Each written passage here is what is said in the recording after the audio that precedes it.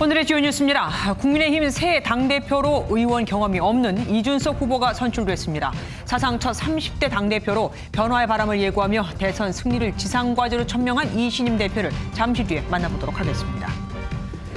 17명의 사상자를 낸 광주 건물 붕괴 사고를 수사 중인 경찰이 철거업체 관계자 등 7명을 업무상 과실치사상 혐의로 입건했습니다. 불법인 재하도급이 이루어진 정황도 포착했습니다. 서울 반포동 호텔 철거 현장에서 발판 구조물이 무너져 내렸습니다. 다친 사람은 없었지만 광주 참사 후라 놀란 주민들이 집 밖으로 몰려나오는 소동이 빚어졌습니다.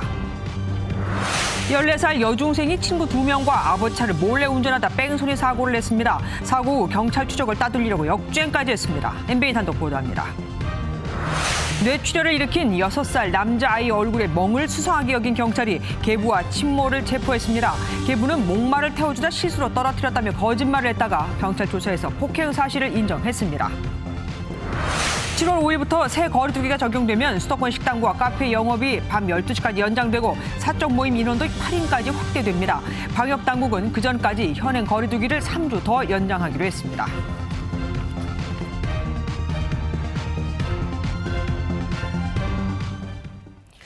국민의힘이 30대 리더를 선택했습니다. 국회의원 경력이 없는 빵선, 영선의 36세 당대표가 조직과 지역, 자금 없이 4선, 5선의 전직 원내대표들을 누르고 당대표가 된 겁니다. 사상 첫 30대 당대표인데 이신임 대표는 젊은 사람들의 의견에 관대해져야 한다며 변화의 바람을 예고했습니다. 먼저 신재우 기자가 보도합니다. 국민의힘 당대표로 이준석 후보.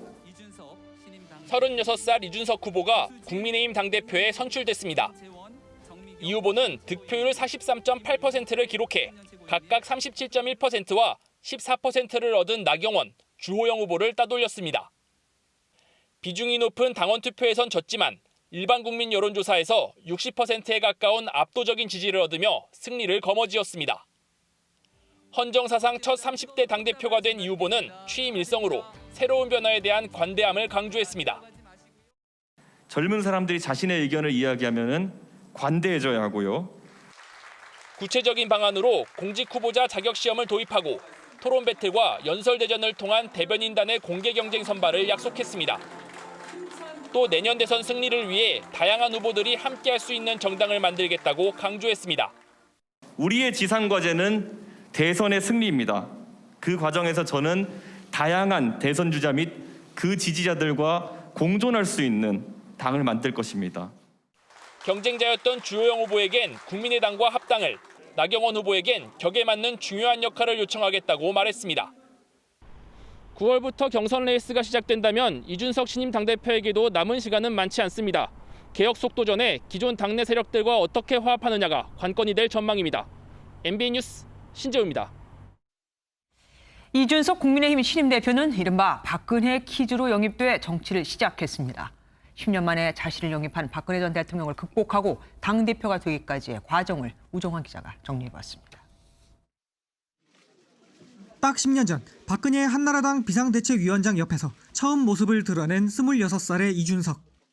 20대, 30대에 배당된 제 쿼터가 아니라 제가 가진 경험과 그리고 제가 가진 열정으로 제 정책들을 만들어 나가고 싶습니다. 박근혜 퀴즈로 데뷔한 이준석 국민의힘 신임 당대표는 세 번의 낙선과 영선 중진이라는 비하에도 꾸준한 방송활동 등으로 인지도를 쌓았습니다. 특히 지난 재보선 당시 오세훈 서울시장을 승리로 이끈 청년 릴레이 유세를 주도하며 주목을 받기 시작했습니다. 당대표 예선에서 여론조사 1위라는 압도적 지지를 받은 이 대표는 대구 한복판에서 탄핵을 인정하자는 승부수를 던졌습니다. 국가가 통치불능의 상태에 빠졌기 때문에 탄핵은 그 시점에 정당했다고 생각합니다. 이런 이준석의 생각과 공존할 생각이 있으십니까? 경선 과정에서 개그맨 강성범의 대구보다 화교 발언이 이 대표에 대한 호감을 불러오는데 한몫했습니다. 박근혜도 탄핵하는 건 잘했다 하고 잘못하면 잘못했다 하고 나 그를 보고 잘한다고 본다. 대구 산다고 무도 부르고 잘한다 하는 게 아니고. 2030 세대를 업고 핵심 지지층까지 잡는 데 성공하면서 이 대표는 10년 만에 보수 야당의 정상에 올라섰습니다. MBN 뉴스 우종환입니다. 이번 국민의힘 전당대회를 대표하는 단어로 젊음 그리고 여성을 꼽아볼 수 있습니다. 30대 당대표뿐만 아니라 최고위원회 여성과 초선 돌풍이 거세게 일었거든요.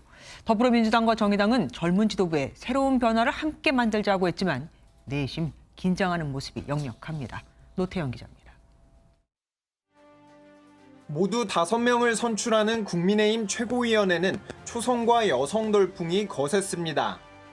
비례대표 초선인 조수진 후보는 10만 253표, 총 득표율 24.11%로 수석 최고위원이 됐고 그 뒤를 배현진, 김재원, 정미경 후보가 이었습니다. 4명 가운데 절반이 넘는 3명이 여성이었습니다. 40대 여성 그리고 호남 출신의 서울 당협위원장인 저를 압도적으로 지지해 주신 것, 이것 자체가 혁명적인 변화, 폭풍과 같은 변화입니다. 3선의 김재현 전 의원은 3위로 입성해 중진의 체면을 세웠습니다. 대선을 앞두고 우리 당이 정말 순항할 수 있도록 무게중심을 바로잡아달라는 그런 주문이 아닌가라고 생각을 했습니다. 한 명을 뽑는 청년 최고위원회는 1990년생인 김용태 경기 광명을 당협위원장이 당선됐습니다. 30대 당대표와 함께 탄생한 젊은 지도부에 더불어민주당은 새로운 정치를 기대했고 탄핵의 강을 넘고 합리적인 보수로 발전하는 전환점이 되기를 기대합니다. 정의당은 적대적 공생이 아닌 합리적 변화를 이끌어가는 경쟁을 희망한다고 말했습니다. MBN 뉴스 노태현입니다. 정치부 전종인 기자와 이준석 신임 당대표에 대해서 좀 더 얘기 나눠보도록 하겠습니다. 어서 오십시오. 이준석 돌풍이 진짜 현실이 됐습니다. 네. 오늘 순방에 나선 문재인 대통령도 출국 전에 이준석 당대표에게 통화를 했다고요.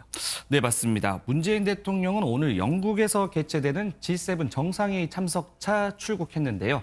출국에 앞서 오후 1시 20분쯤 이 대표에게 직접 전화를 걸어 당선을 축하했다고 합니다. 네. 문 대통령은 이 대표에게 아주 큰 일을 하셨다. 우리 정치사에 길이 남을 일이라며 우리나라가 변화하는 조짐이라고 생각한다고 말했는데요.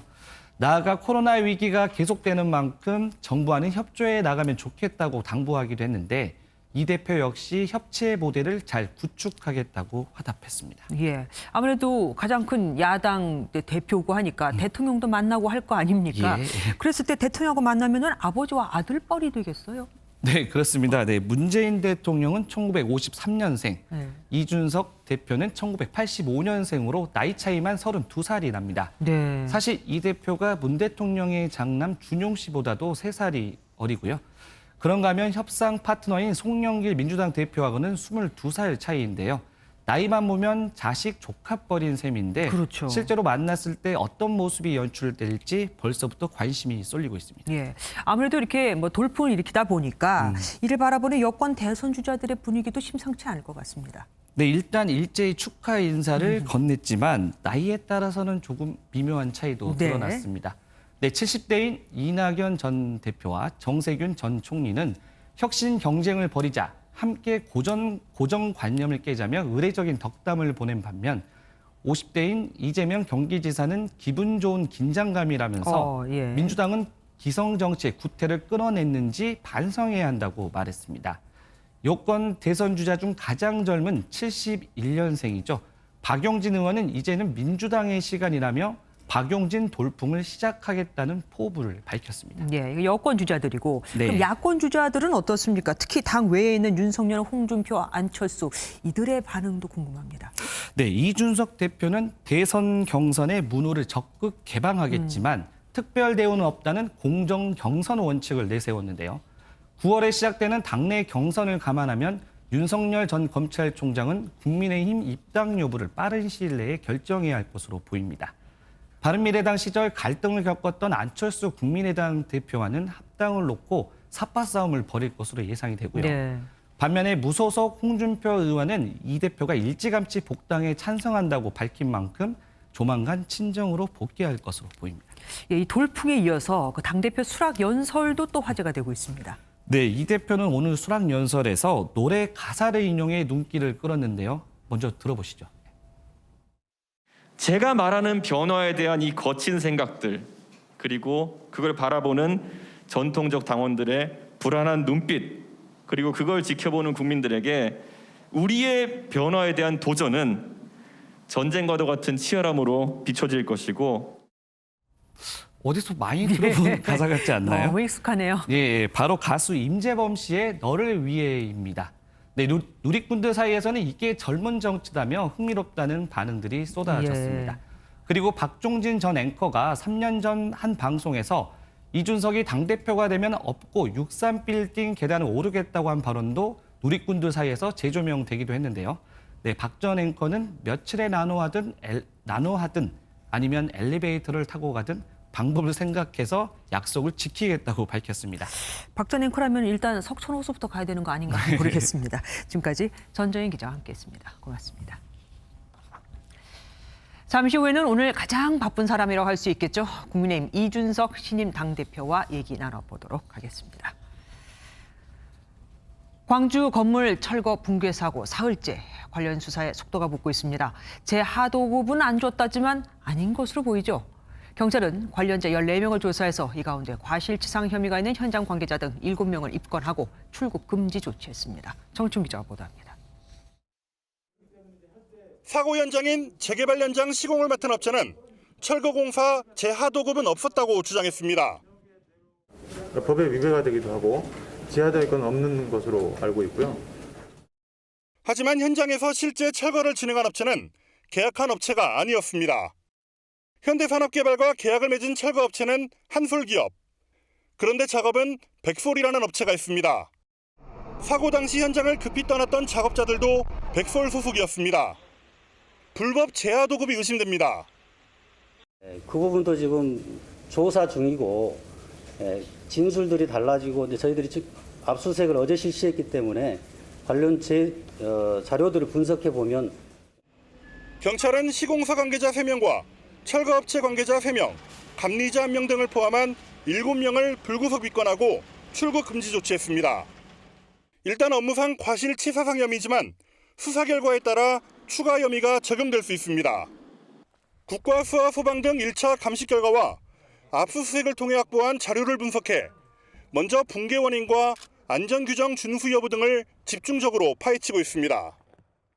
경찰은 원도급 업체와 실제 철거에 나선 업체가 다른 만큼 불법 하도급 여부를 집중 조사할 계획입니다. MBN 뉴스 정춘우입니다.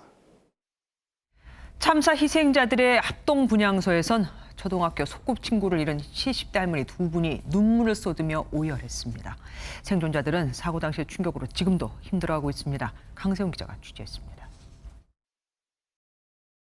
철거 중인 건물이 붕괴하면서 시내버스를 덮칩니다. 그런데 가로수가 완충 역할을 하면서 버스 전면부에 타고 있던 승객 8명은 중상을 입고 생존했습니다. 생존자들이 입원해 있는 광주의 한 대학병원입니다. 중상자 8명 가운데 1명은 증상이 호전돼 퇴원한 것으로 전해졌습니다. 하지만 나머지 생존자들은 심한 외상 후 스트레스 장애, 즉 트라우마를 호소하고 있습니다. 환자분들이 다 아프기도 하고 잠을 잘 못 주무신다고요.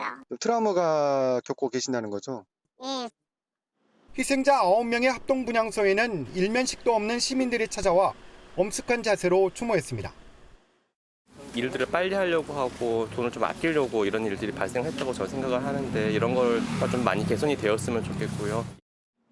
유족들은 아직도 가족이 곁을 떠났다는 사실이 믿기지가 않습니다. 이제 나이가 지금 70이 넘으셨으니까 중증, 치매, 또 노인들 이렇게 요양보호 활동을 꾸준히 해오셨습니다. 고향 소꿉친구를 잃은 70대 할머니 2명은 친구 영정사진 앞에서 하염없이 눈물을 흘렸습니다. 붕괴 참사 현장에는 다시는 이런 불상사가 일어나지 않길 바란다고 적힌 조화가 놓였습니다. MBN 뉴스 강세훈입니다. 광주 붕괴 사고 모습을 보면서 내 주변은 어떨까 걱정하는 분들 많죠. 취재팀이 전국 곳곳의 철거 현장을 둘러봤더니 정말 아슬아슬한 곳이 많았습니다. 강세훈 기자가 취재했습니다. 2019년 7월 서울 잠원동, 지난해 2월 부산 연산동, 그리고 지난 6월 9일 광주 학동까지 소중한 생명을 앗아간 건물 철거 중 사고는 해를 거르지 않고 반복되고 있습니다. 철거 공사장 주변은 제대로 안전관리가 될까? 현장을 돌아봤습니다. 시장이 주변에 있는 서울의 철거 예정지 옆으론 많은 보행자가 지나다닙니다. 제가 서 있는 인도 바로 옆에는 철거가 예정 중인 건물들이 있습니다. 경계에는 이렇게 얇은 철판과 천막들밖에 보이지 않는데요. 만약 철거 중에 사고가 나면 인도를 걸어가던 시민들이 위험에 빠질 수 있습니다. 경기도의 한 철거 현장 앞에는 광주 참사 현장처럼 버스 정류장이 자리 잡고 있습니다.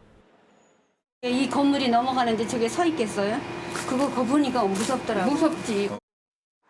대구의 재개발 현장엔 안전을 위해 설치한 천막과 철판이 망가져 있고 부산엔 건물 잔해의 무게를 못 이기고 가림막이 무너져 인도를 덮친 곳까지 있습니다. 그래서 일부러 거리를 두고 걷기는 하지만 건물 높이를 생각할 때 인도하고 폭을 감안했을 때는 아주 불안한 건 사실입니다. 그래서 빨리 어떤 안전 대책이 마련됐으면 하는 바람. 언제 어떤 사고가 일어날지 모르는 철거 현장. 시민들은 오늘도 불안한 발걸음을 옮기고 있습니다. MBN 뉴스 강세현입니다. 광주 붕괴 사고의 아픔이 채 잊혀지지도 않았는데 비슷한 사고가 또 서울에서 발생했습니다. 서울 반포동의 한 호텔 철거 현장에서 공사 구조물이 붕괴된 겁니다. 철골이 엿가락처럼 휘어버렸죠. 송기준 기자가 보도합니다. 호텔 철거 현장에 있던 구조물이 갑자기 엿가락처럼 쓰러집니다. 갑작스러운 굉음에 인근 주민들은 밖으로 나오고 경찰과 소방당국이 신고를 받고 현장에 출동합니다. 다행히 구조물이 바로 옆 아파트 주차장까진 덮치지 못하면서 인명피해는 없었습니다. 업체 측은 급히 보수공사에 나섰지만 주민들은 불안감을 감추지 못하고 있습니다. 천둥 치는 거하고 똑같은 소리가 나요. 그래서 내다봤더니 넘어졌어요. 주민들 반 이상이 나왔어요. 여기. 현장을 감시하는 감리업체 측은 갑자기 불어온 강한 바람 탓에 사고가 났다고 설명했습니다. 돌풍이 없으면 아무 문제도 없었죠. 크게 바람에 대해서는 영향이 없겠다 했는데 이쪽이 골바람이 치면서 취재진이 현장에서 가장 가까운 곳에 설치된 기상 관측기 자료를 살펴봤는데 사고 당시 10분 평균 풍속은 초속 2m 내외로 일정했고 순간 풍속도 3m를 초과하지 못했습니다. 초속 2m는 나뭇잎이 흔들리고 바람의 얼굴이 느껴지는 수준으로 분류됩니다. 관할구청과 소방당국은 정확한 사고 원인을 파악할 방침입니다. MBN 뉴스 송규준입니다. 자녀 입시 비리 관련 의혹으로 함께 재판에 넘겨진 조국 전 법무부 장관과 정경심 동양대 교수가 나란히 한 법정에 섰습니다. 조 전 장관 측이 혐의를 부인하자 검찰은 최근 나온 조 전 장관의 책 조국의 시간에 빗대 위조의 시간이라며 비판했습니다. 민지숙 기자입니다. 지난 2019년 자녀 입시 비리와 사모펀드 관련 의혹 등으로 기소된 조국 전 법무부 장관. 코로나19로 반년 만에 다시 열린 재판에 앞서 짧게 소감을 밝혔습니다. 더욱 겸허한 자세로 공판에 임하겠습니다. 성실하게 소명하겠습니다. 감사합니다. 이미 관련 의혹으로 1심에서 유죄를 선고받아 구속된 정경심 동양대 교수도 함께 법정에 나왔습니다. 두 사람은 법정에서 눈인사 외에는 길게 대화하거나 인사를 나누지는 않았습니다. 재판에서 검찰은 조 전 장관 부부가 7개 허위 스펙을 만들었다는 입시 비리 혐의를 설명하면서 위조의 시간이 있었다고 꼬집었습니다. 앞서 조 전 장관이 조국의 시간이란 책을 통해 자신의 입장을 밝힌 것을 에둘러 비판한 것으로 보입니다. 이에 대해 조 전 장관 측은 앞서 검찰 측이 사용했던 강남 빌딩의 꿈과 같은 용어들이 법정에서 쓰기에 부적절하다고 맞섰습니다. 공소 사실에 대해서는 두 자녀가 최강욱 열린민주당 대표 사무실 인턴을 포함해 각종 활동을 실제 수행했다며 혐의를 전면 부인했습니다. 오는 25일 재판에는 조 전 장관의 딸이 증인으로 출석할 예정입니다. MBN 뉴스 민지숙입니다. 국군 수도병원 의사에게 성폭력을 당한 공군 여장교가 후유증에 시달리다 국방부의 자살 예방 상담센터인 국방 헬프콜에 도움을 요청했습니다. 그런데 죽고 싶다며 도움을 요청했는데 돌아온 답은 내일 전화하라는 거였습니다. 국방부 장관이 사과하면 뭐합니까? 김명 기자가 보도합니다. 공군 장교였던 A씨는 지난해 자신의 치료를 맡았던 국군 수도병원 의사 B씨에게 성폭행을 당할 뻔했습니다. 이후 극심한 후유증에 시달렸는데 견디다 못해 국방 헬프콜에 도움을 요청했습니다. 하지만 돌아온 답변은 담당 상담관이 퇴근했으니 내일 다시 전화하라는 말이었습니다. 사람이 저한테 그랬거든요. 너 때문이라고. 네가 그런 여자애라서 그런 거라고. 일단 예전에 통화했던 상담관님하고 통화를 하시는 게 좋을 것 같아요. 그 31일에 다시 한번 전화 주세요. 죽고 싶다는 말까지 했지만 상담관은 그래서 무슨 도움이 필요하냐고 반문합니다. 저는 지금 죽고 싶은데요. 말을 할 데가 없는데 여기밖에 없어요. 여기다가 전화를 했는데 내일까지 기다려서 다시 전화하라고. 그래서 어떤 도움을 드려야 되는지를. 본인의 선택과 결정이 중요하다며 오히려 피해자를 몰아붙이기도 합니다. 그럼 다들 알아서 자기 힘으로 살아야 돼요. 그렇죠. 도움을 받기도 하지만 대부분은 자기가 선택하고 자기가 결정하고. 사건이 언론을 통해 보도되자 온라인 등에서는 상담관의 무성의한 태도를 두고 논란이 일었습니다. 국방부는 내담자가 성고충 상담관과 재차 통화하여 심리적 안정을 회복했다며 부족한 부분을 개선하겠다고 밝혔습니다. MBN 뉴스 김현입니다. 6살 아이가 갑자기 뇌출혈로 쓰러졌습니다. 20대 부모가 직접 구급차를 불렀는데 경찰이 이 부모를 체포했습니다. 노수환 기자가 보도합니다. 6살 아이의 의붓 아빠는 직접 구급차를 불렀습니다. 아이가 다쳤는데 숨을 안 쉬는 것 같다는 내용이었습니다. 구급차가 도착했을 때 아이는 의식을 완전히 잃었고 가까스로 숨만 쉬고 있는 상태였습니다. 의료진이 확인해보니 아이는 외부 충격에 따른 뇌출혈 상태였습니다. 20대 의붓 아빠와 친엄마는 출동한 경찰에 아이를 목말 태워주다 실수로 떨어뜨렸다고 진술했습니다. 하지만 몸에 멍이 보이는 등 뭔가 수상하다고 본 경찰은 학대를 의심하고 부부를 체포했습니다. 네, 볼 쪽에 멍자국이 있고 그래요. 그래서 학대 의심된다는 내용이었고. 혐의를 부인하던 부부는 계속된 추궁에 아이를 폭행한 사실을 인정하고 실수로 떨어뜨렸다는 말도 거짓이었다고 털어놨습니다. 친엄마는 평소에도 아이를 폭행한 적이 있다고 밝혔습니다. 경찰은 부부를 구속해 더 정확한 범행 경위를 확인할 예정입니다. MBN 뉴스 노승환입니다. 요즘 중학생들 무섭죠? 이번엔 14살 여중생 3명이 아버지 차를 훔쳐 타고 운전하다 뺑소니 사고를 냈습니다.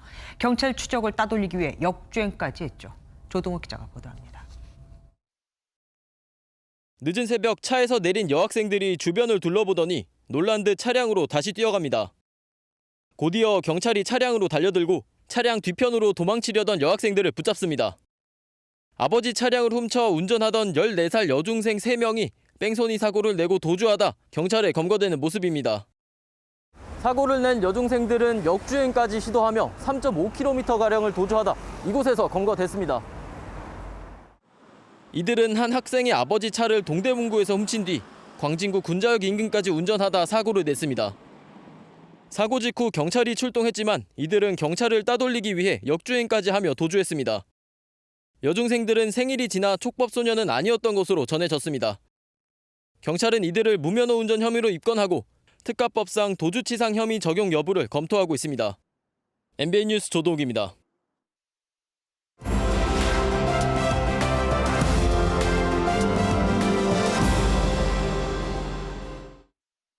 키워드를 살펴보는 오늘의 화제, 빅뉴스 시간입니다. 김문영 기자와 함께하겠습니다. 어서 오십시오. 첫 번째 키워드 뭐 준비하셨습니까? 네, 첫 번째 키워드는 괴물 싱크홀입니다. 얼마나 크길래 괴물자가 붙은 겁니까? 네, 멕시코 중부의 푸에블라주 들판에 지난달 29일 생긴 싱크홀이 갈수록 커지고 있는데요. 오, 진짜 크네요. 네, 영상으로 보시면 땅이 꺼지는 순간의 모습도 보실 수가 있습니다. 이런 식으로 주변 땅이 계속 무너지면서 싱크홀 크기가 계속 커지고 깊이도 깊어지고 있습니다. 예, 진짜 무너지고 있어요. 싱크홀이 이제 지름 126m까지 넓어졌습니다. 이 정도면 축구장 하나가 들어가는데요. 깊이도 건물 5층에서 7층, 높이도 20m 상당입니다. 언제까지 커질지도 모르니 진짜 걱정이네요. 그럼 피해도 더 커지겠네요, 앞으로도. 네, 다행히 싱크홀 옆에는 주택이 단 한 채만 있었는데요. 이마저도 일부가 붕괴됐고 아슬아슬하게 지탱되고 있는 상황입니다. 주변에 살던 개 2마리가 싱크홀에 빠졌다가 구조대에 의해 구출되기도 했는데요. 희귀한 현상에 구경꾼이 몰려들고 있는데 꺼짐 현상이 더 커질까 당국은 주변에 울타리를 치고 접근을 막고 있습니다. 당국은 경작을 위해 지하수를 끌어올려 쓴 것을 원인으로 추정하고 있지만 정확한 원인은 아직 미스테리입니다. 그러니까 결국은 뭐 저것도 인재의 가능성이 큰 거네요. 네. 다음 키워드 보겠습니다. 네, 다음 키워드는 부전자전입니다. 누구 얘기입니까? 네, 보통 아들이 아버지를 많이 닮는다고도 하는데요. 씨름 천하장사 출신 방송인 강호동 씨의 13살 아들 강시호 군입니다. 네. 어제 MBN 주간 꿈나무 골프 대회에서 남자 고학년부 15위를 한 강시호 군의 플레이 모습이 뉴스로 공개되면서 크게 화제가 됐는데요. 아버지와 빼닮은 모습에 부모의 부를 물려받았다는 금수저란 말 대신 근육도 물려받은 것 같다는 근수저라는 수식어가 붙고 있습니다. 근육을 물려받았다고 하면은 골프 실력도 뭐 천하장사급이라는 얘기입니까? 네, 어제 경기에서 3오버파 75타를 쳤는데요. 잘했네요. 저희 MBN 인터뷰에서 평소에도 드라이버가 잘 맞으면 230m에서 240m 나간다고 밝혔습니다. 초등학생이. 네, 이 정도면 초등학생 중에는 손에 꼽는 정도인데요. 여성 프로 중에도 멀리 나가는 정도인데 골프는 정확성 그리고 거리가 중요하지 않습니까? 큰 덩치에서 나오는 힘에 남자 골프계 기대주의자 자산이 훗날 되지 않을까 평가되고 있습니다. 골프 대회에 얼마 전부터 나온 것으로 알려졌는데 영상을 보시면 아이언샷도 정확하고 퍼팅도 정교한 모습을 확인하실 수 있습니다. 예, 아버지와 똑 닮은 모습이 아주 기대가 됩니다. 다음 키워드 보겠습니다. 네, 다음 키워드는 BTS 세트입니다. 해외 패스트푸드점에서 BTS 이름을 붙여서 팔았던 그거 말입니까? 네, 맞습니다. 인도네시아 한 패스트푸드점 매장에서 배달원들이 때로 몰려들었는데요. 바로 BTS 세트를 구하려는 모습입니다. 와, 다 배달원이네요. 네, 한정판을 구한 사람은 환호하며 뛰쳐나가기도 하죠. 인파에 몰려든 탓에 인도네시아 당국은 코로나19 감염을 우려해 매장 13곳을 폐쇄하기도 했습니다. 심지어 7배 이상 웃돈을 받고 인터넷에서 거래가 되고 있는데요. 일회용 컵과 소스 등을 포함한 본품은 인터넷 경매에서 41달러에 재판매되고 있는데 사실 내부 음식은 기존 상품과 똑같으니까 포장지만 다른데 결국 포장지 값어치만 우리 돈으로 4만 원꼴입니다. 와, 예. 네, 이미 사용해서 꾸깃꾸깃한 포장지만 따로 파는 것도 있는데 미국에서 19.95달러, 우리 돈으로 22,000원 정도에 올라와 있기도 합니다. 그러니까 BTS 사진이 붙어 있는 것도 아니고 그냥 이름만 붙어 있는데 지금 웃돈을 주고 이렇게 사고 판다는 얘기죠. 대단합니다. 필리핀에서도 BTS 인기몰이가 대단하던데요. 네, 최근 트위터에서 공유된 소식인데요. 필리핀에서도 BTS 세트가 인기가 있다 보니 매장 직원들이 직접 나서서 댄스 챌린지를 하는 모습을 확인할 수가 있습니다. 신곡 버터에 맞춰 춤을 추는 모습을 공유해 그만큼 큰 화제를 불러일으키고 있는 겁니다. 해외만 열풍인 게 아니라 국내에서도 해당 세트가 BTS 한정판으로 묶인 뒤 전보다 하루 평균 판매량이 283% 급증한 것으로 확인됐습니다. 정말 BTS 그 이름 하나만으로도 파생되는 경제 효과가 어마어마합니다. 오늘 여기까지 듣겠습니다. 김문영 기자와 함께했습니다. 고맙습니다. 남성 1,300명의 알몸 영상을 유포하고 판매한 혐의를 받는 29살 김영준이 검찰로 넘겨졌습니다. 신상 공개 결정으로 포토라인에 선 김영준은 피해자들에게 죄송하다며 앞으로 반성하며 살겠다고 말했습니다. 박형 기자가 보도합니다. 남성들의 알몸 영상을 유포하고 판매한 29살 김영준이 처음으로 모습을 드러냈습니다. 경찰의 신상 공개 결정에 따라 검찰로 넘겨지기 전 얼굴이 공개된 겁니다. 혐의 인정하십니까? 네, 영상 녹화 왜 하셨습니까? 피해자분들께 정말 죄송하다는 말씀 드리고 싶고요. 앞으로 반성하면서 살겠습니다. 공범 여부에 대해선 단독 범행이었다고 말했습니다. 공범 있습니까? 저 혼자 있습니다. 김영준은 2013년 11월부터 최근까지 채팅 앱 등에서 여성으로 가장해 남성들과 영상 통화를 하고 몸캠 영상을 녹화해 유포하고 판매한 혐의를 받습니다. 1,300여 명에 이르는 피해 남성 중 39명은 아동과 청소년이었는데 김영준은 이들 중 7명을 주거지나 모텔로 불러 영상을 직접 촬영하기도 했습니다. 김영준의 집에서는 몸캠 영상 2만 7천여 개가 발견됐습니다. 김영준을 검찰에 송치한 경찰은 영상을 재유포한 이들과 구매자에 대한 추가 수사를 진행하고 있습니다. MBN 뉴스 박규원입니다. 이른바 땅콩 회항 사건으로 조현아 전 대한항공 부사장이 대법원에서 집행유예가 확정된 직후 대법원장 공관에서 한진 법무팀에 만찬이 있었다는 보도가 나와 논란이 일고 있습니다. 김명수 대법원장의 며느리가 한진 법무팀 소속 변호사인데 사실이 맞다면 부적절한 만찬이 되겠죠. 김 대법원장은 묵묵부답, 말이 없습니다. 입장이 없다가 입장이라면서요. 임성재 기자입니다. 지난 2017년 말 이른바 땅콩 회항 사건으로 기소된 조현아 전 대한항공 부사장은 대법원에서 집행유예가 최종 확정됐습니다. 당시 김명수 대법원장 등 재판부는 항공기가 지상에서 이동하는 건 항로 이동에 해당하지 않는다며 징역 10개월, 집행유예 2년을 선고한 원심대로 판결을 내렸습니다.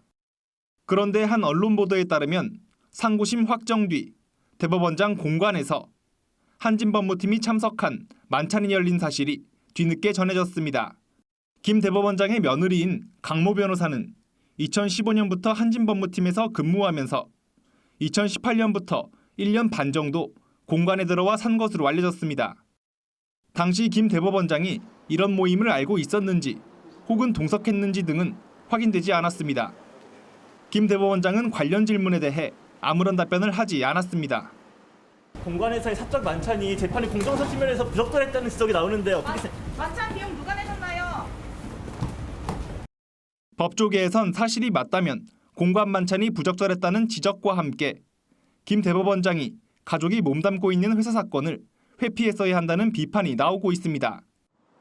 한진 측은 만찬과 관련해 확인해줄 사항이 없다고 밝혔습니다.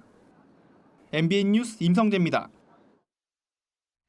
이번엔 앞서 전해드린 대로 교섭단체 정당 중 처음으로 30대 대표가 된 이준석 국민의힘 신임 대표를 직접 연결해 보겠습니다. 퇴근길 시민들로 분주한 청계광장입니다. 안녕하십니까, 신임 대표님. 네, 안녕하세요. 예, 젊은이들이 많이 있는 곳으로 일부러 장소를 정하신 듯합니다. 보기 좋습니다. 선거 내내 이준석 돌풍을 일으키셨는데 언제쯤 내가 당선될 거다 이렇게 예감을 하셨습니까? 사실 저희 보수 정당에서 선거를 치르는 사람들 입장에서는 그 대구나 아니면 이 TK라고 하는 지역에서의 민심을 확인했을 때 어느 정도 확신이 옵니다. 그런데 제가 대구의 서문시장에 가가지고 상인분들께 인사를 드리는데 딱히 2030 세대도 아니었고 그리고 그냥 상인들이었는데 굉장히 열렬한 반응을 보여주시는 것을 보고 저는 TK에서도 그리고 장년층에서도 제가 말하는 메시지들이 소구력이 생겼구나라는 걸 보면서 어느 정도 자신감을 얻었습니다. 예. 지금 대구 얘기를 하셨는데 그 대구 경북 연설회에서 박근혜 탄핵을 받아들여야 한다고 말씀을 하셨잖아요. 당시에 1위를 달리고 있는 입장에서 그런 말을 꺼내기가 참 쉽지 않았을 것 같은데요.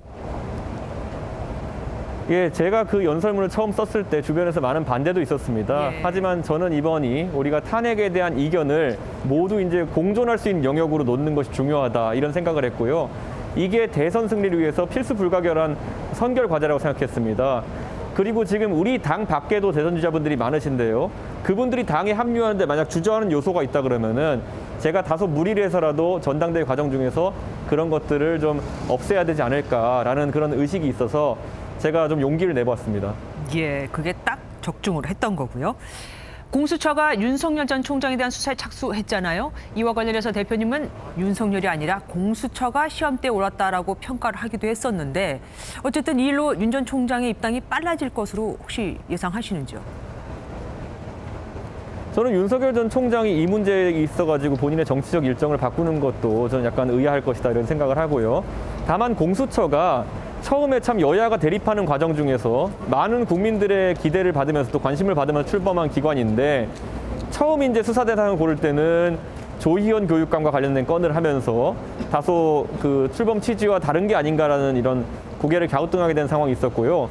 그 다음엔 이제 야권의 유력 대선 주자로 분류되는 윤석열 총장과 관련된 수사를 하면서 이건 또 공정성이 있어가지고 또 시비가 붙을 수 있겠구나라는 생각을 했습니다. 그래서 저는 공수처라는 조직이 물론 우리나라에서 처음 생겨서 그 운영 방식에 대해서 미흡함이 있을 수 있겠지만은 이번에 그 공수처라는 조직의 존재 가치를 스스로 입증하지 못한다면은 공수처에 상당한 부담이 될 것이다 이런 생각을 합니다. 그래서 수사력을 보여주면서 또 공정성을 지킬 수도 있는 그런 운영이 되었으면 합니다.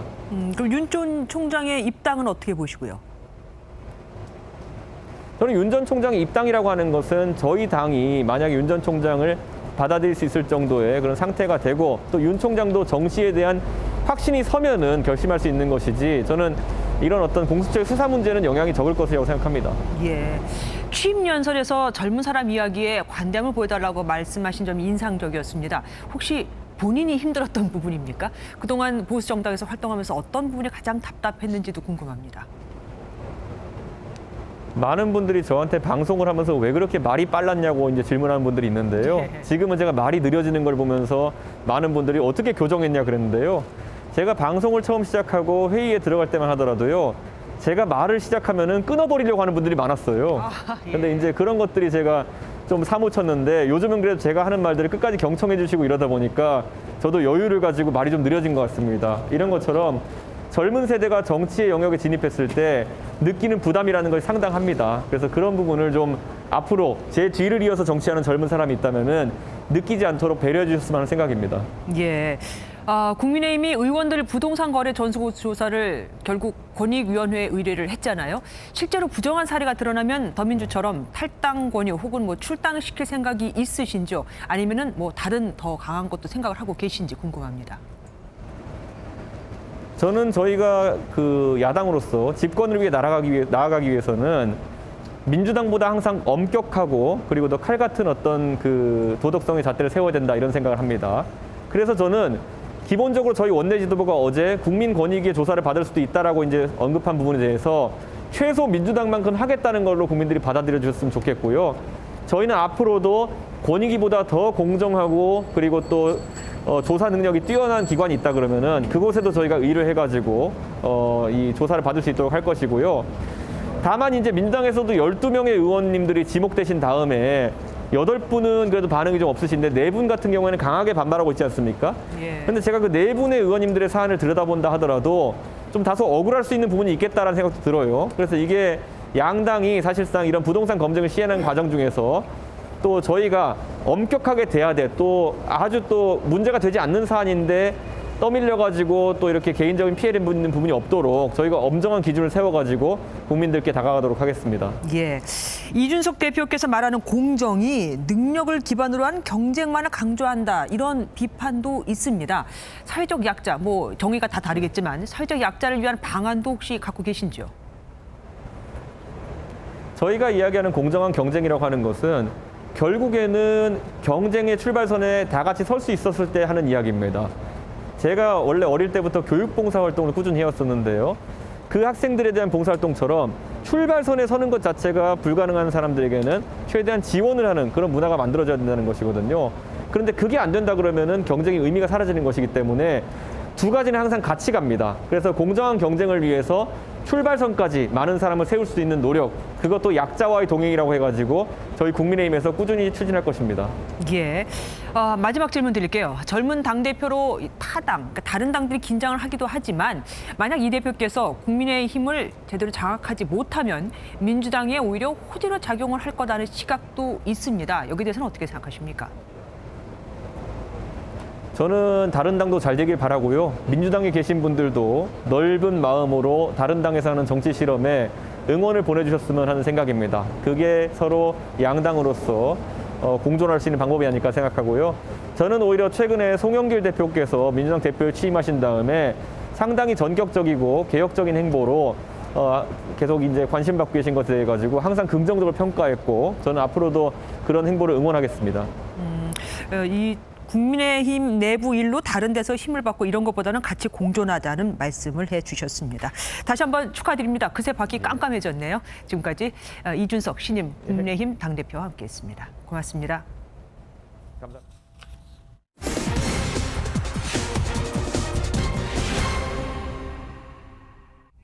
성인이 미성년자에게 담배나 술을 제공하면 당연히 문제가 되죠.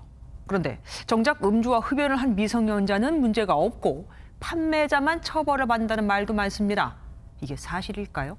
김태린 기자가 사실 확인해서 알아보았습니다. 최근 한 인터넷 커뮤니티에 편의점 아르바이트생이 올린 글입니다. 성인이 담배를 사서 미성년자에게 담배를 건네주는 것을 목격했다는 내용이었는데 판매한 자신도 잘못이 있느냐는 겁니다. 실제로 법적으로 미성년자가 음주 흡연을 하는 건 걸리지 않지만 그들에게 술이나 담배를 제공하는 건 처벌이 된다는 내용도 있었습니다. 사실일까요? 우선 판매자나 구매 대행자가 미성년자인 것을 알고 담배나 술을 제공하면 청소년 보호법에 따라 처벌을 받습니다. 다만 판매자가 신분증을 확인했거나 미성년자가 위조 신분증을 사용해 속인 경우는 면책 사유가 됩니다. 때문에 성인에게 담배를 판 아르바이트생은 처벌받진 않습니다. 청소년들의 상황을 살펴볼까요? 소년법을 살펴보면 소년이 술을 마시고 소란을 피운다면 소년부의 보호 사건으로 다뤄지게 됩니다. 바로 가정법원으로 송치돼 보호 조치를 받는다는 얘기인데 현실은 약간 다릅니다. 법률 전문가와 경찰의 의견을 종합하면 소년법에 해당이 되더라도 실제 적용은 어렵습니다. 한두 번의 음주나 흡연은 교육 프로그램을 이수하거나 계도하는 식으로 끝나고 반복적으로 이런 일을 벌여서 더 큰 범죄에 노출될 우려가 있을 때만 가정법원으로 송치한다는 겁니다. 다만 전문가들은 이 문제가 오랜 기간 논란이 되어온 만큼 개선책이 필요하다고 지적했습니다. 취재 결과를 종합하면 미성년자가 음주와 흡연을 해도 판매자만 처벌받는다는 명제는 대체로 사실로 판단됩니다. 사실 확인 김태림이었습니다. 지난 2011년 원인 모를 폐질환으로 임신부들이 잇따라 숨지며 세상에 알려진 가습기 살균제 피해 사건이 올해로 10년을 맞았습니다. 피해자들은 건강은 물론 생계까지 위태로운 상황인데 정부의 구제 속도는 더디기만 합니다. 피해자로 인정이 됐어도 지원 방식이 바뀌면서 피해자들은 다시 또 피해를 증명해야 하거든요. 서류 하나 받는데도 두어 달이 걸리는데 말입니다. 김종미 기자가 취재했습니다. 서울에 사는 김경영 씨는 2007년부터 4년 동안 가습기 살균제를 사용했습니다. 인체에 해가 없다는 말을 믿었지만 결과는 가혹했습니다. 2009년부터 호흡 곤란 증세가 시작돼 입원과 퇴원을 반복했고 3번에 걸쳐 폐수술도 받았습니다. 그 과정에서 한 번의 유산을 경험했고 13살인 딸도 천식을 앓게 됐습니다. 신의학 주사를 맞으면서 겨우겨우 버티고 있는 거예요. 한 달이면 병원비가 200~300만 원이 우습게 나가는 거죠. 피해자 대부분이 치료 과정에서 합병증이 생기고 직장도 잃게 됐지만 정부로부터 피해를 인정받는 것도 구제급여를 지급받는 것도 쉽지 않습니다. 10여 년 전에 문제의 제품을 썼다는 자료를 확보해야 하고 이에 따른 건강 피해도 입증해야 합니다.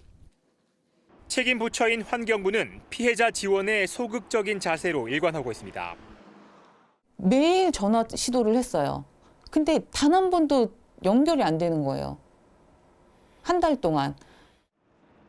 지난달에는 가습기 살균제 피해를 조사하는 사회적 참사 특별조사위원회의 조사 기능까지 사회적 참사 특별법 시행령에서 삭제했습니다.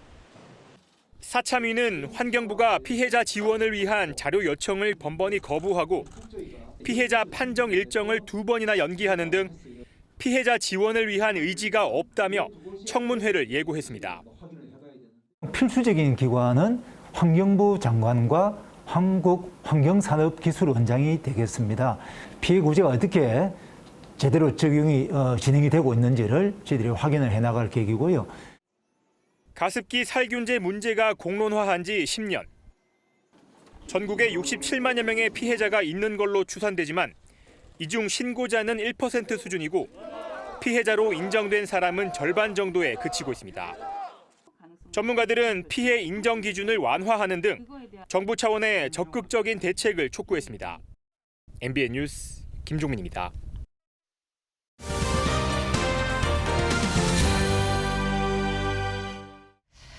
내가 이럴 줄은 몰랐다. 전 재산에 빚까지 내서 주식에 쏟아붓고 직장에서 해고까지 당했던 주식 중독에 빠졌던 정신과 전문의가 있습니다. 정신과인 만큼 본인은 욕심을 통제할 수 있을 거라 착각을 했다고 하네요. 인생의 나락으로 떨어졌다 극복한 과정을 밝혀 화제가 되고 있는 그를 박유영 기자가 만났습니다. 한순간에 사라진 돈 3억 2천만 원, 수익률은 마이너스 79%. 정신과 전문의 박종석 씨가 주식 투자 5년 만에 마주한 현실이었습니다. 10년 전 첫 투자 땐 그저 자신만만했습니다. 정신과 의사이기 때문에 내 어떤 욕망이나 감정을 컨트롤할 수 있는 자신이 있다. 어떻게 보면 그게 착각이었던 거죠.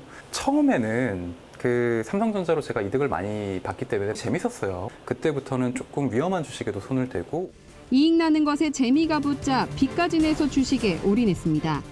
마이너스 통장 1억을 내서 전 재산 2억하고 3억을 몰빵을 했어요. 반토막이 난 이후에 1년 동안 월급을 전부 다 물타기 하는 데서 쏟아부었어요. 그러니까 총 4억을 쏟아부은 거죠. 8천만 원 정도밖에 남지 않았거든요. 병원 개업 준비금까지 쏟아부은 상황. 엎친 데 덮친 격으로 다니던 병원에서 사실상 해고 통지도 받았습니다. 걸어 다닐 때도 스마트폰 보고 이렇게 왔다 갔다 하고 밥 먹을 때도 계속 이러고 있으니까 병원에서 권고사직까지 당했어요. 그래서 저는 정말 벼랑 끝에 몰린 심정이었고 죽고 싶었죠. 인생의 바닥에서 모든 투자를 끊고 그가 선택한 건 2년에 걸친 주식 공부였습니다. 투자를 하기에 앞서서는 반드시 가계부 쓰고 최소한 100원 단위까지는 가계부에 써야 됩니다. 자신에 대해서도 모르고 그 기업 재무제표 ABC도 읽을 줄 모르는 상태에서 투자를 하는 거는 개미가 아니에요. 불나방입니다. 하루살이 투자예요. 최근 주식과 가상화폐 열풍에 휩쓸려 투자했다가 실패에 따른 우울감을 호소하는 환자들에게 추천하는 방법은 나중에 어디서 실수했는지 반드시 되짚어보라는 것입니다. 처음에는 저는 주식하고 멀리 떨어뜨려놔요. 보지도 마라. 내가 했던 실수와 트라우마에 직면할 용기가 어느 정도 조금 생기면 살짝 다시 한번 조금씩 계단식으로 직면해 보는 거죠. 또 주식 때문에 회사 업무나 주변인과의 관계에 문제가 생긴 적이 있다면 중독을 의심해봐야 한다고 조언합니다. MBN 뉴스 박영입니다. 다음 달 5일부터는 수도권의 식당과 카페, 유흥시설의 영업이 밤 12시까지 허용될 것으로 보입니다. 사적 모임도 8인까지 허용되고요. 그전까지는 현행 거리두기가 그대로 유지되지만 스포츠 시설이나 공연장의 경우에는 조금 더 많은 인원이 참가할 수 있도록 방역이 완화됩니다. 심가연 기자가 보도합니다. 다음 달 5일부터 시행될 것으로 보이는 새로운 거리두기 체계는 4단계로 하루 확진자가 1,000명 이하면 수도권의 유흥시설과 식당, 카페 등이 자정까지 문을 열 수 있습니다. 지금처럼 하루 평균 500에서 600명대의 확진자가 그대로 나온다고 해도 방역 수준은 완화되는 겁니다. 5인 이상 사적 모임 금지도 개편된 2단계 기준으로는 9인 이상 금지로 완화돼 8명까지는 모임을 할 수 있을 것으로 보입니다. 새 기준이 적용되기 전까지는 현행 거리두기가 3주 더 연장됩니다. 정부는 오는 6월 14일부터 7월 4일까지 3주간 지금의 거리두기 단계인 수도권 2단계, 비수도권 1.5단계를 유지하기로 결정하였습니다. 다만 감염 우려가 적은 스포츠 경기장과 대중음악 공연장의 인원 제한은 다음 주부터 완화됩니다. 수도권에서는 수용 가능 인원의 30%까지, 비수도권에서는 50%까지 입장이 허용되고 음악 공연장도 최대 4,000명까지 모여 공연을 즐길 수 있습니다.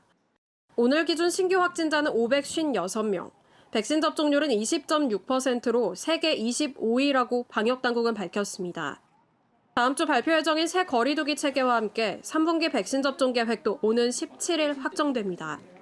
아직 백신을 맞지 못한 60세 이상과 교사들, 고3 수험생의 접종이 예정된 가운데 50대의 접종도 다음 달 시작될 전망입니다. MBN 뉴스 심가현입니다. 국회가 세 번째 셧다운에 들어갔습니다. 코로나19 때문이죠. 민주당은 일정이 모두 취소됐고 일부 대선 캠프도 비상이 걸렸습니다. 주진희 기자가 보도합니다. 국회 본관과 의원회관에서 직원들이 빠져나오고 곧 폐쇄를 알리는 안내문이 붙습니다. 폐쇄는 내일 자정까지, 지난해 2월과 8월에 이어 세 번째로 올해 들어서는 처음입니다. 이틀 사이 국회에서 확진자만 5명이 나오면서 특단의 조치를 취한 겁니다. 확진자는 더불어민주당 안규백 의원과 보좌진 2명, 송영길 대표의 보좌진 1명, 여기에다 무소속 김홍걸 의원의 보좌진까지 모두 5명입니다. 현역 의원 2호 확진자가 된 안규백 의원은 현재 정세균 전 총리의 대선을 돕고 있어 정 전 총리 대선 캠프도 비상이 걸렸습니다. 모든 일정을 취소한 정 전 총리뿐 아니라 안 의원과 만난 이낙연 전 대표 등도 코로나 검사를 받았는데 다행히 모두 음성이 나왔습니다. 송영길 대표와 당 지도부도 코로나 검사 결과는 음성이 나와 오후부터 업무를 재개했습니다. 방역 당국의 지시를 받아서 추후 상황을 보면서 일정을 이어가기로 했고요.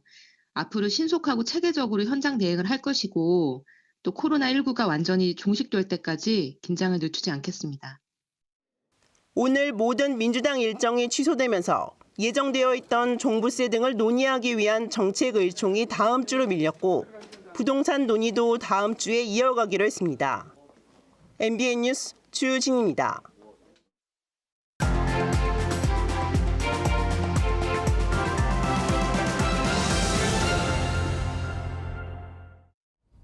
너희 젊음이 너희 노력으로 얻은 상이 아니듯이 내 늙음도 내 잘못으로 받은 벌이 아니다. 박범신 소설을 원작으로 한 영화 은교에서 늙은 시인 이조교는 17 소녀 은교를 만나고 내 세상은 무너졌다며 이렇게 한탄하듯 말합니다. 장유유서. 얼마 전 정세균 전 총리가 무심코 장유유서라는 말을 했다가 젊은이들로부터 꼰대라는 비난을 받았죠. 한국인은 처음 만나는 사람이라도 나이를 물어봐야 직성이 풀리고 승진급여도 밥그릇 순이고 하물며 명예퇴직 대상자를 가릴 때도 나이 순으로 해야 뒷말이 적다고 합니다. 그런데 오늘 제1야당이자 보수정당에서 국회의원 경향 영향, 이 경험이 없는 불과 36살의 청년이 대표로 등극했습니다. 이준석은 불안할지 몰라도 그가 가져올 변화는 기대한다고 할 정도로 기득권을 감싸온 한국 정치에 대한 불신은 뿌리가 깊습니다. 더불어민주당에서도 97세대, 그러니까 90년대 학번, 70년대생인 박용진 의원이 여권 대선 주자 선호도 3위를 차지한 걸 보면 정치권에 불기 시작한 세대 교체 바람은 이미 돌풍을 넘어 태풍으로 바뀔 기세입니다. 민심이 경륜 있는 그들을 거부한 건 그들의 경륜 때문이 아닙니다. 새 바람을 택한 것도 단지 젊어서가 아닙니다.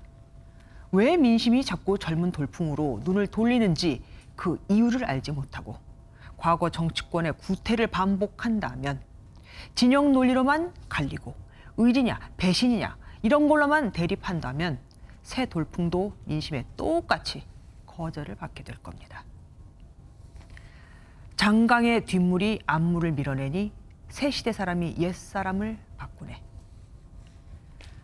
먼저 떠나는 앞물은 뒷물을 비난하지 말고 뒷물은 앞물을 무시하지도 말고 거침없이 달려가 다 같이 바닷물로 만나 뒤섞여야 합니다. 김주아의 그런데 오늘은 뒷물과 앞물의 조화였습니다.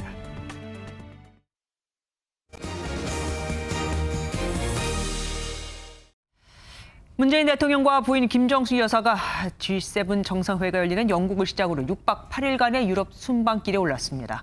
G7 정상들은 코로나19 백신 10억 회분을 개도국에 기부할 것으로 알려졌습니다. 조차곤 기자입니다. 문재인 대통령이 G7 정상회의 참석을 위해 아내인 김정숙 여사와 영국으로 출국했습니다. 의장국인 영국 존슨 총리의 초청에 의한 것으로 코로나 이후 첫 대면 다자회의입니다. 문 대통령은 영국 코널에 도착해 이틀간 보건과 경제, 기후변화 등을 논의하는 G7 확대 정상회의에 참석합니다. 같은 기간 영국과 호주, EU 정상과 양자회담도 예정되어 있습니다. 관심을 모았던 한일 또는 한미일 삼국 정상회담은 비공식 약식회담인 이른바 풀 어사이드 형식이 유력한 것으로 전해졌습니다. 이번 회의에서 G7 회원국 정상들은 코로나 백신 10억 회분을 개도국에 지원하기로 뜻을 모았습니다. The United States will purchase 500 million doses of Pfizer COVID-19 vaccine to donate to nearly 100 nations that are in dire need in the fight against this pandemic. 전염병 예방을 위한 감시체계 구축과 기후변화 대응, 중국 패권주의에 대한 우려 등이 회의의 결과물인 공동성명에 담길 전망입니다. 문 대통령은 G7 정상회의가 끝나면 오스트리아와 스페인을 차례로 국빈 방문하고 오는 18일 서울공항을 통해 귀국합니다. MBN 뉴스 조창훈입니다. 코로나19 이후 홈트레이닝족이 크게 늘고 있는데요. 장비들이 AI와 결합되면서 집에서도 효과적으로 운동할 수 있도록 도와주고 있습니다. 홈트레이닝의 진화를 김주하 AI 앵커가 전해드립니다. 김주하 AI 앵커입니다. 웨이트 트레이닝 마니아인 김윤환 씨는 요즘 혼자서 스크린을 보며 운동합니다. 전기선이 연결된 수트를 입었을 뿐 특별한 장비도 없이 모니터가 제시하는 단순 동작만 따라하는 거죠.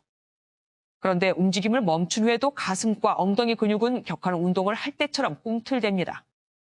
수트에서 중주파의 전기를 몸에 흘려 속근육까지 자극하는 겁니다. 그 덕에 집에서 조금만 움직여도 헬스장에서 1시간 이상 땀 흘린 효과를 얻을 수 있습니다.